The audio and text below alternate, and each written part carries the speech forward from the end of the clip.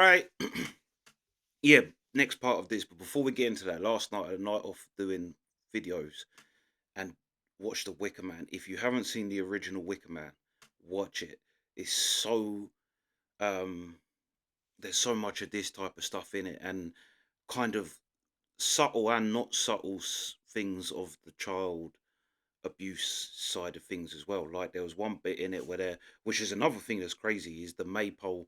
We did all a lot of them things they do in that film. We had to do at school and that, which is like dancing around the maypole.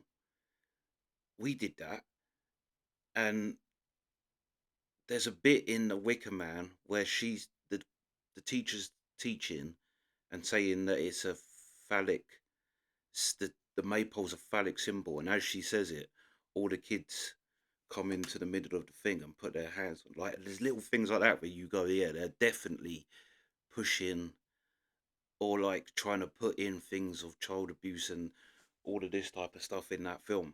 And but another thing about the Wicker Man, I've probably been an atheist most of my life, but recently I think out of logic are coming towards Christianity more.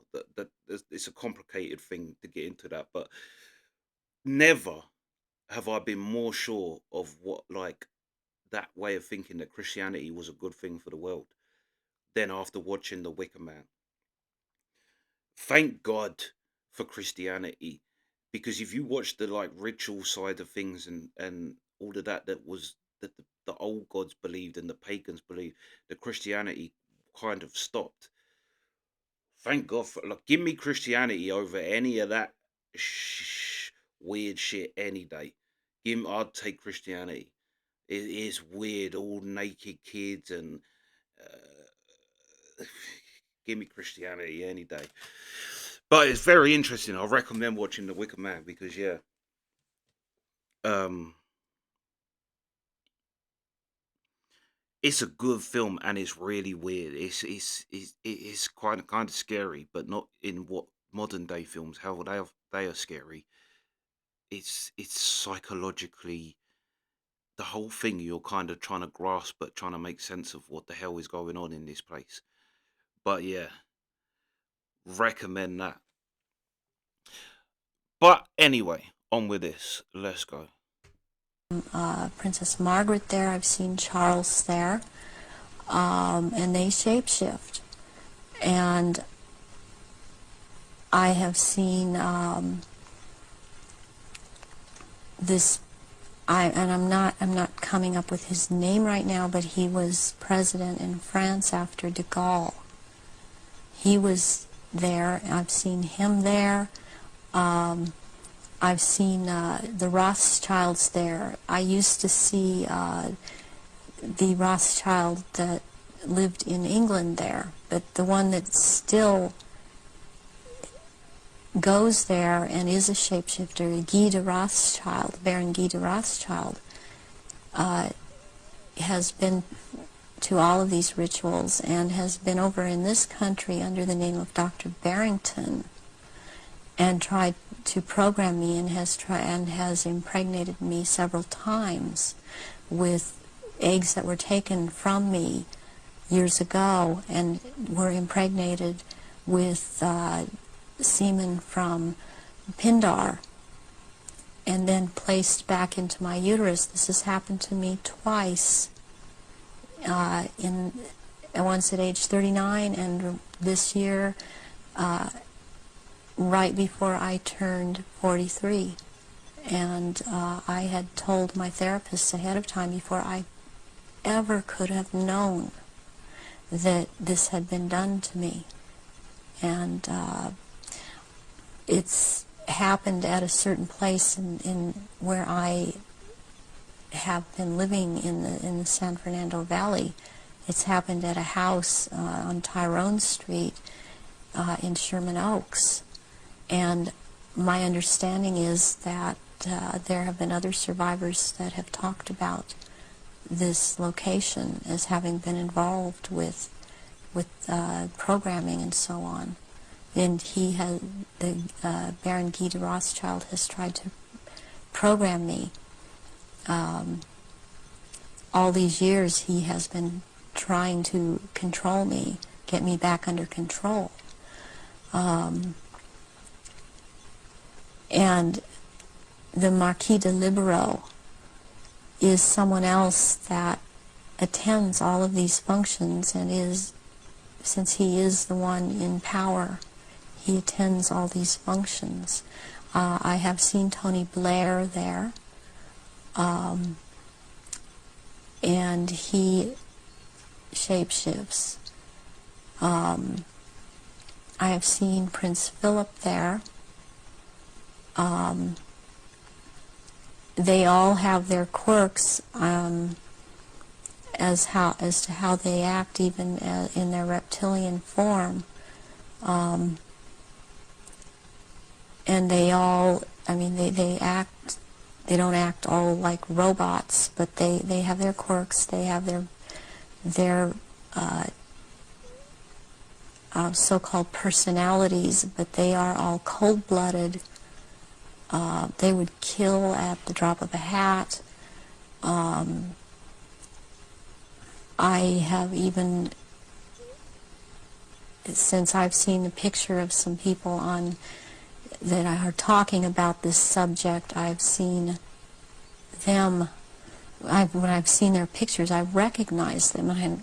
I did a double take a few weeks ago when I saw again someone who's been talking about around this subject, and it seems to be popular right now. Who's that?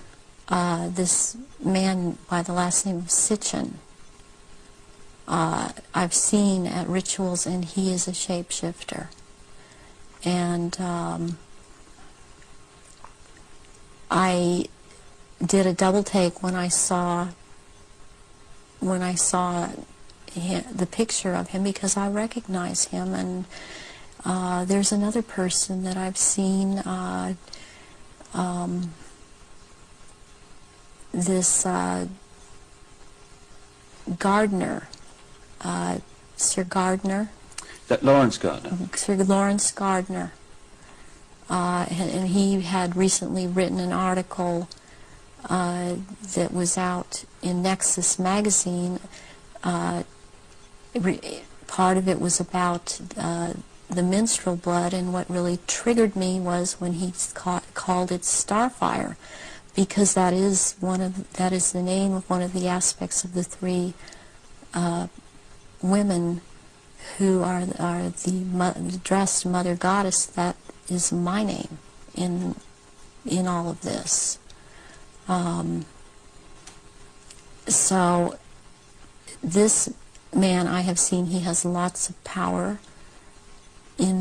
within this sect, reptilians, and he's someone that you would want to watch out for outside of this too, as is this Sitchin person. What do you remember about Zachariah Sitchin? Zachariah Sitchin was someone in the rituals attending the rituals who was not a major player in as far as the rituals went, but was someone that others present did not make remarks at, or were very careful as to what they said around him. And he was talking about, he would be talking about doing away with people, persons that were in his way, or were putting out information that he didn't feel that he wanted put out. He is very much a disinformer, and that is his job, to disinform about what is going on with the Illuminati and with the reptilians. He actually warned me off from investigating the reptilians, interestingly. Where do the rituals take place that you've been involved in, involving the British royal family? Glamis Castle, Stonehenge, Balmoral Castle. I have reason to believe there's a church, and I think it may be Westminster Abbey, and there is a Mothers of Darkness castle or chateau in Brussels, Belgium. They've been there too. Yeah, Brussels. She mentioned Brussels, and that's interesting because that's the hub. She said NATO, but it's also where that's why we voted out of the EU, because basically we was having laws put on us from Brussels. Brussels runs the whole of the EU. So it's funny that she's talking about Brussels and how really such an insignificant country is literally almost a dictator to the whole of Europe, really. That is the one of the main things that if you join the EU, you are basically, um, yeah, what do you call it? Subject to Brussels. And also in France, the Marquis de Liberaux Pindar has a castle in the Alsace-Lorraine region of France, and I believe it's in the Alsace region that he uses, and there are certain rituals done at that castle down in the dungeon part of that castle, and there's an entrance down there to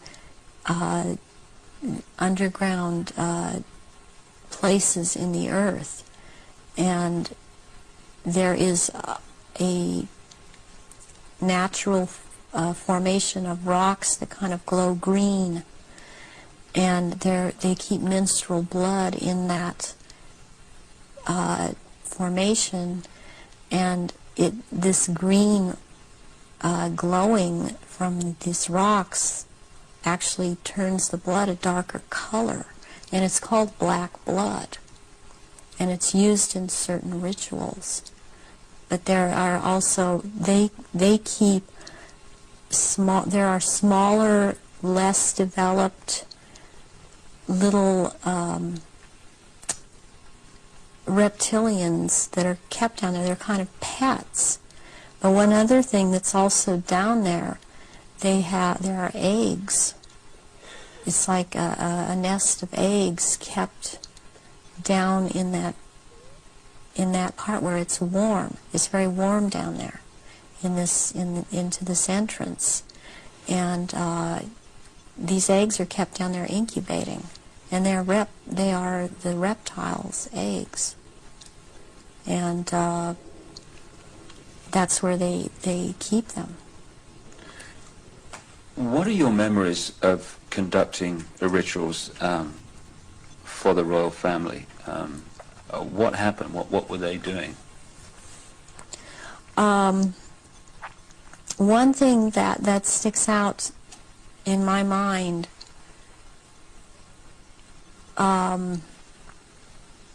is that there was before. This was back in the late 70s. This was before Charles was married to Diana. He was involved with Kamala Parker Bowles, and she does not shapeshift, but she became pregnant by Charles, and she produced a baby, and this baby was presented at the ritual and killed, and that is the price, the firstborn between these two, and eventually these two will marry, and that is the price that is to be paid, the sacrifice of the firstborn between the union of these two people. And I've seen that there. something else that sticks out in my mind is that it was sometime, it was around the late 80s, that I saw a very kind of dark man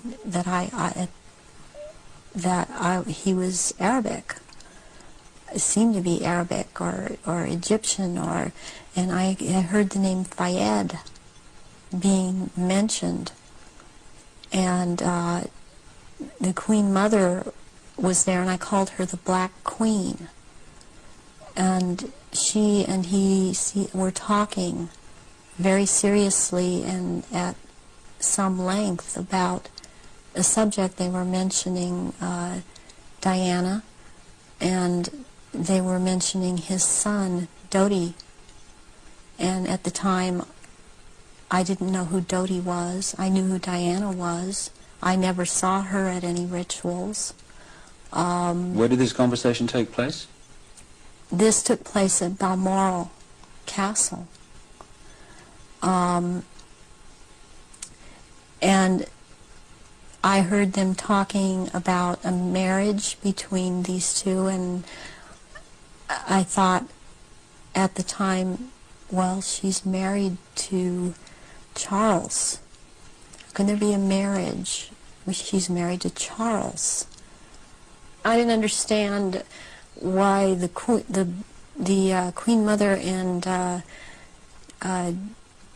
this person that I now know to be Dodi Fayed, because I heard Fayed, Muhammad al-Fayed, talking, and I'd seen them together at, I saw them at Balmoral Castle. I overheard the conversation at Balmoral, but I'd seen them also at Mothers of Darkness Chateau in Brussels, and they were talking about a union between Diana and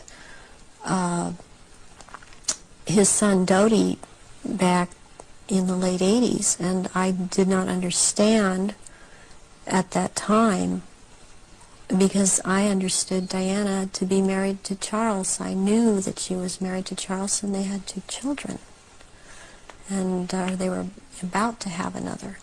And the Queen Mother, all I could pick up was that for some reason that there was a malevolence towards Diana, and Diana I had never seen at a ritual. I wondered what she knew about all of this. What have you seen the royal family do, the Queen Mother, and the other people you've seen in the rituals? What have you seen them do? I've seen all of them drink human blood and consume human flesh, and they have their own goblets in which they have blood, and these goblets are encrusted with jewels, and they also have their own daggers, and that the dagger goes into the goblet, and they stir the blood around with it, and it's also a what it is, it's a symbol of the phallus going into the vagina when they're doing this. And I've seen them do this, and some of them have even, like the Queen Mother I saw with, she had her own little, it would, like almost, it's between a very elaborate ornate chair or a throne kind of thing brought in for her to sit. And because before these rituals actually start, there is a kind of people move around the room and talk, or recognize one another. It's a formal kind of a ritualistic setup, the way they talk and the way they introduce each other. It's like a court. What are they wearing? They're wearing It's funny that you say it's like a cult because that's all very ritualistic too. It's and it is like a game that you're playing, which is where the games get played in cults. But also the phallic thing is something that comes up in the Wicker Man, and since watching that, I've been thinking because she said about the tree of Christmas. I have no idea where that comes from. I've listened to the Gospels. I, I've got no idea where the Christmas tree idea comes from for Christian, other than the infiltration of pagan belief and this obsession with the phallic thing, and it's all based around that, and it's based around it's basically animal. You watch the Wicker Man, it's all animal thing, but it's interesting that she's talking about Camilla, all of that kind of thing. I don't know when this was shot, but if she's talking, well, I wonder if she, like Princess Diana, would have been dead by then. But that's another thing what she's talking about as well, where Mohammed, whatever his name is, Dodi's dad. That's what they say. Like all of these supposed at each other's throats governments and leaders aren't. It's all just an act. They're all actually in the same group. Like even like your Bin Ladens and all of these, they're um all basically like friends. They're all the upper elites of the world are all kind of friendly with each other, but they put on an act that we're all at each other's throat all the time so that they can send us to war. So we go and fight other people when actually the leaders are all best friends and yeah. But you can see what she's saying with Dodi's dad and the Queen. robes. They're not wearing anything underneath the robes, and the robes are very ornate. They all have, the one thing in common they have is they have a red color like blood, and some of them have purple, and they have gold kinds of lines running through them. They have the Merovingian symbol of France, the fleur-de-lis, and there are jewels that are sewn in at certain points on these robes, and they wear these robes, but they don't wear anything underneath the robes, because what is going to happen, what the rituals are all about, they're going to shape-shift, and they can't have anything on under the robes. And there are orgy kind of things that go on at the rituals also. And Involving the royal family of Britain. yes, involving the royal family of Britain. In Britain, listening to what you're saying would obviously be staggered, I guess, anywhere in the world, but what would stagger them mostly is in Britain, the Queen Mother has an image of being the nation's grandmother, the nice old lady, and good old Queen Mum, what a lovely lady. What's your experience of the Queen Mother? She is very cold in reality, and she is very cruel, and she is very... Wasn't hers never complain, never explain? When we was, I think, conquering India, that was the Queen Mother's words to the British troops. Never complain, never explain. It's like the British purposely never learnt the languages of places because it to keep a level of superiority over people, that you're not lowering yourself to learn their language. But yeah, what's she saying about the Queen Mum? The Queen Mum was a real old school royal, basically. Yeah, so I think what she's saying there is actually historically accurate. She weren't the nicest person in the world. Different than she comes across to the public. Um, she's cold-blooded. She, if she feels that you are someone beneath her, even in the Illuminati, that you're at her equal or your station is above her, she will not speak to you. She will not recognize you. She obviously, from what I see, enjoys consuming human flesh. It's sickening. The one person that she seems to be afraid of is Pindar. People would also look at the Queen Mother's elderly, frail stature and find it very difficult to see her taking part in rituals and doing anything, if you like, active. Yeah, we're poised there. Do you know what? Listening to her as well, there's a great Jordan Peterson thing where he talks about the British royal family. It was around the time the Queen died, but saying that Britain, in a way, should be proud of the fact that it's what, like, to keep a royal family in the modern age is very hard to do.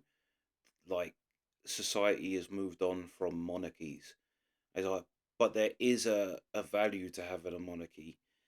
Um, and the fact that Britain still has one that is still revered and still is actually a very impressive achievement in the modern world. But I remember thinking, is it that it's an impressive uh, achievement, or is it that they're lizards eating people? Well, do you know what I mean? Like, there's more behind the scenes to why the British royal family hasn't. And Jordan Peterson said it, because Jordan Peterson's not a conspiracy theorist like that, so he's not going to go into the conspiracy side of things and that they're all lizards and they're all sacrificing things and they're all connected to the Rothschilds and they're all family and weirdos. And but Jordan Peterson said it'll be interesting to see after the Queen dies how, if the royal family will carry on, be able to continue in Britain, and they have without even,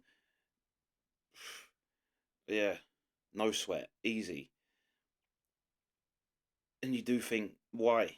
Jordan Peterson makes a very good point. Monarchies don't last in the modern world. They don't fit in. But why is ours so held up? And yeah, interesting. Yeah. What else did she say as well? There's something else I was going to say. What was she saying about the sacrifice? I can't remember. Hold on, let me just go back a sec because I think it was right at the end. She said something, or David Icke did. Frail stature. Oh yeah, the frail stature, perfect place. It's not so hard to believe that.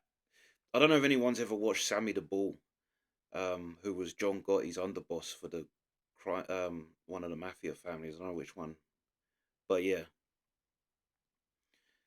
he said his first encounter with the mafia was his dad owned like a bakery or something, and some people was coming in demanding money. He's like, my dad was like, yeah, no worries, I'll pay you. I'll come back here. And he's like, I could tell my dad weren't happy, so I went and got myself a gun, and my plan was to shoot them when they come back in. His dad found the gun, and he said, "Look, son, don't worry. I'm gonna go and talk to bloody blah." And Sammy the Bull was like, I was thinking, he's like, the two men that come in my dad's shop was like over 6 foot, built like anything. The man my dad's got to talk to was a little old man. Um, he said, don't do anything. I'm going to talk to them. I'm going to talk to him.